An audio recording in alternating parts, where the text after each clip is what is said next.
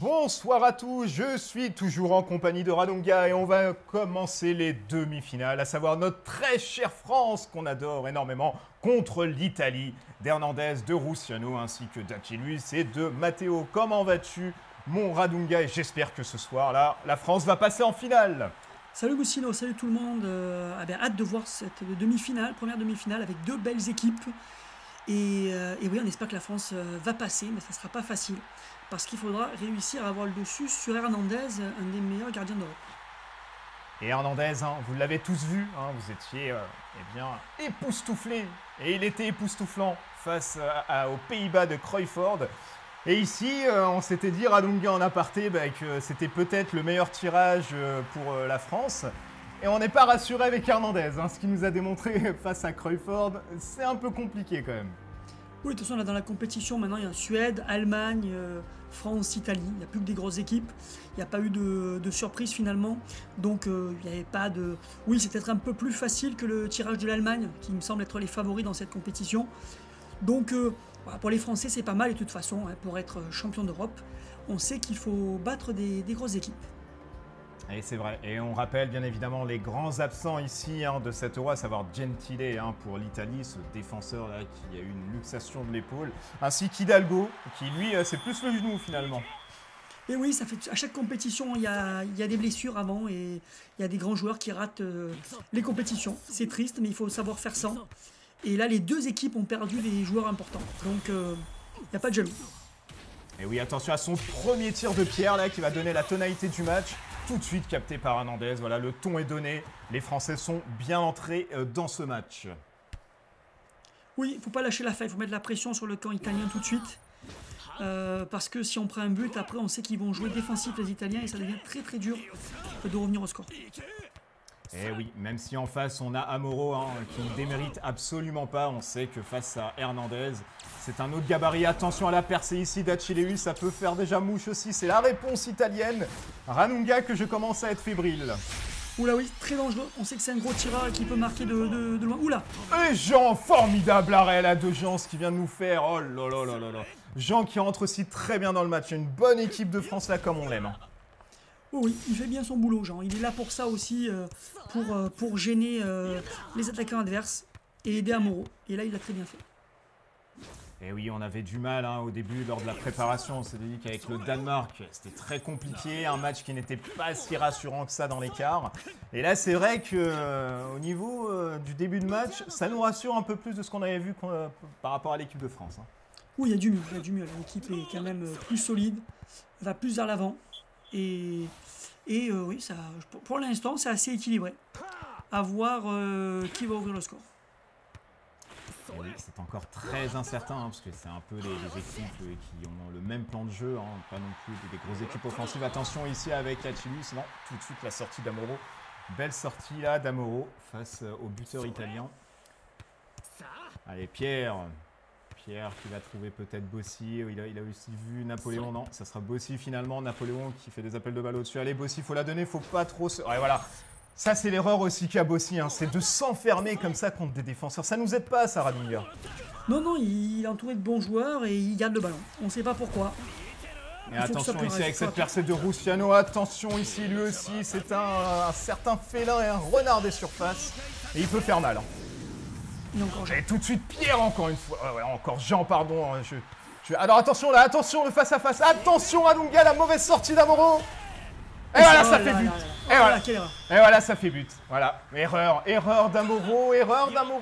Il fallait pas faire ça, mon petit. Mais en même temps, est-ce qu'on peut lui en vouloir aussi, Radonga? Il y avait le face-à-face. Jean était par terre, il s'était écroulé. Et je pense que voilà, il a sorti pour gêner un peu. Oui, il a cru pouvoir. Rusciano, mais Rusciano a décoché sa frappe trop rapidement. Là, on le voit ici, voilà. Avant de sauter vers lui. Ah, c'est terrible. C'est terrible. C'est terrible ce début de match, Radonga, parce que, mine de rien, on va commencer à subir. On sait qu'Hernandez à côté, c'est du très lourd. On sait que le Catenaccio aussi est très lourd à côté des Italiens. Oui, ça va être un match qui sera dans le dur. C'est ce qu'il fallait éviter, se prendre un but tôt dans le match, parce que maintenant ça va être très compliqué. Les Italiens, on sait que c'est les spécialistes pour conserver le score. Eh oui, eh oui. Et là, on a en plus le stade qui commence à huer Amoro. Là, c'est pas tellement fair play. Il nous a sauvé plus d'une fois, Amoro. Hein, ça ne sert à rien de huer comme ça au stade. Hein. Il ne pouvait pas faire mieux que de sortir, je pense. Hein. Ah, c'était un choix. Il serait resté dans la cage, il serait pris le but. On aurait dit qu'il fallait sortir. Donc oui, c'était une situation très compliquée. Il était un peu livré à lui-même, Amuro. Et oui, allez, tout est à recommencer même. Il faut tout refaire. Hein, là, on sait que on est dans une mauvaise dynamique. Là, c'est plus sur une domination un peu italienne. Même si, voilà, Jean avait capté deux tirs des Italiens.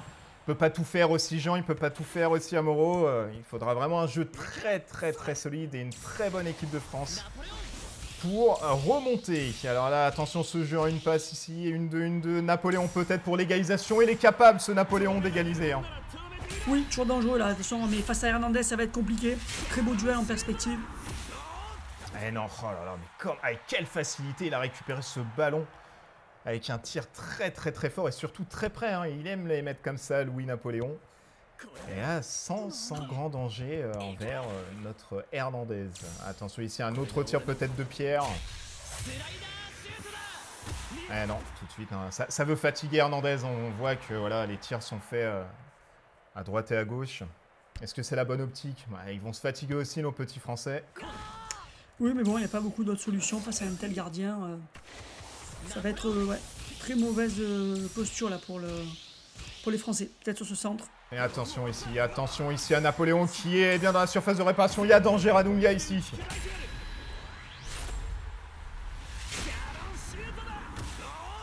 Et non, encore une fois, intraitable. Intraitable. Dommage parce qu'il avait été très bon là. Napoléon, on croit qu'il avait débordé, il a fait une feinte, il est revenu dans l'axe. C'était un très beau coup de sa part, mais il est intraitable hein, aujourd'hui Hernandez. Oh, et ces Italiens, ça y est, la défense est resserrée, Radunga. Hein. On essaye de resserrer les lignes et non, tout est fait pour que Hernandez se fatigue le moins possible parce que là, des signes de fébrilité se font sentir. Et il s'était plaint Hernandez et ce qui nous rassure un peu, on se rattache à ça, on est désolé, c'est que sa main commençait à justement lui faire mal et du fait du dernier match qu'il avait fait avec Crawford. Et ça peut nous sauver un tout petit peu. Un tout petit peu, je dis bien un tout petit peu. Et oui, il a été souvent blessé dans sa carrière, Hernandez, justement à cette main. Et donc, ouais, il y a une certaine fragilité qui reste. Et après un match avec un si gros tireur que Crawford, ça ne m'étonne pas qu'il ait une fragilité et il pourrait se reblesser hein, durant ce match. Ouais, et on l'avait vu, hein, cette fragilité. Il avait laissé quand même des ballons passer lors de la séance de penalty, ce qui nous avait montré, eh bien, certains signes de faiblesse. Attention ici au nouveau tir de Louis Napoléon. Allez mon petit, il faut commencer à mettre un but. Hein. Allez là, tu le mets mon petit. Et c'est enfin le but et c'est formidable. On savait que Napoléon pouvait nous sortir de situation. Et là, c'est un très très très grand Napoléon. Il démérite pas. Hein. Non, magnifique. Il a insisté, il a multiplié les tirs. Il est vraiment bien proche de Hernandez. Et cette fois-ci, Hernandez ne peut rien faire malgré un magnifique plongeon. Eh oui, et on sait que la puissance de Napoléon doit lui faire mal à cette petite main d'Hernandez. Hein, on le rappelle, hein, on va dire c'est pas tellement fair play, mais on se rattache aussi là-dessus. C'est la loi du foot. Et il fallait pas le mettre titulaire, voilà. Il fallait mettre quelqu'un d'autre au pire. Non, mais c'est vrai que ça va être très compliqué. Là, on est un peu chauvin pour ce match-ci. On souhaite que la France gagne. Mais c'est quand même incertain. Hein. L'équipe italienne est une toute autre équipe que celle comparée des Pays-Bas.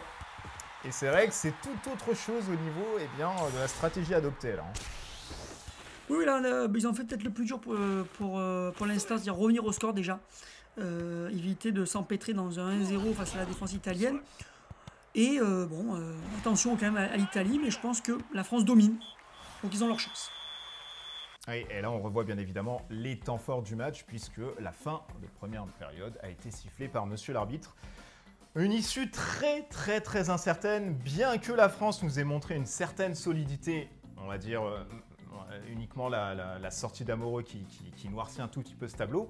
C'est une très bonne équipe de France qu'on retrouve ce soir à Dunga. Oui, on voit qu'il y a eu une grosse amélioration au fur et à mesure de la compétition.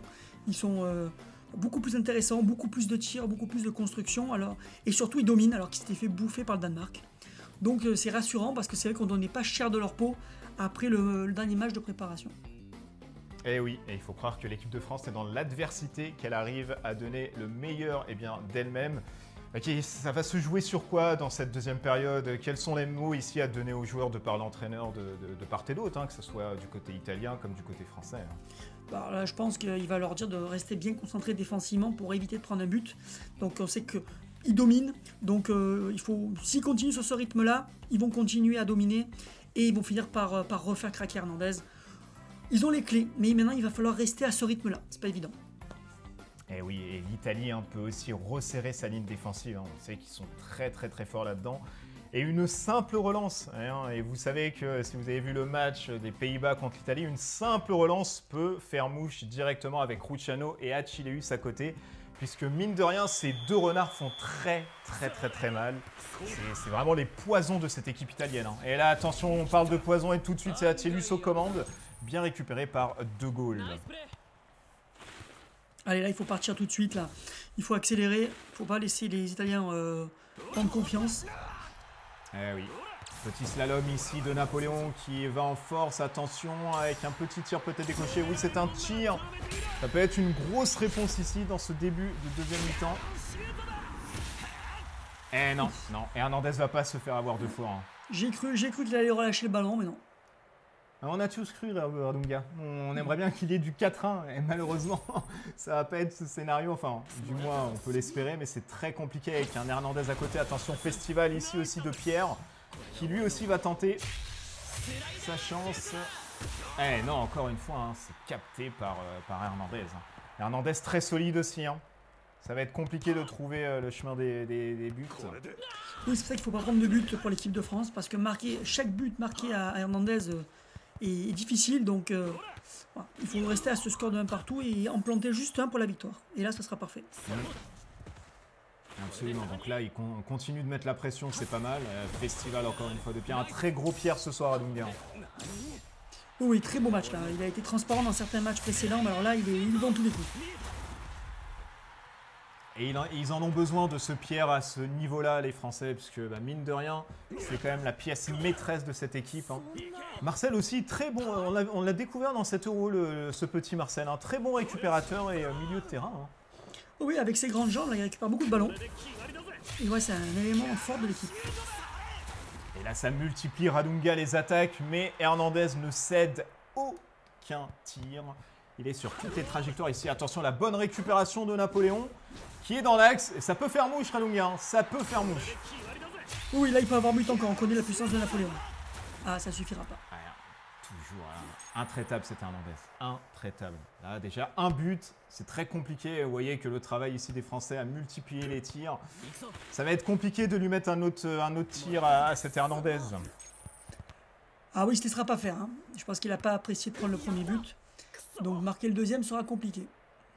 Et attention ici au débordement de Matteo. Matteo qui passe Pierre. Et Matteo aussi, on n'en parle pas tellement de ce joueur ici, mais qui est capable de faire de gros débordements comme ici.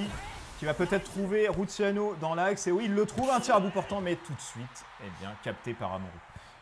On l'a dit, hein, Radunga, qu'une simple relance pouvait suffire à l'Italie. Hein.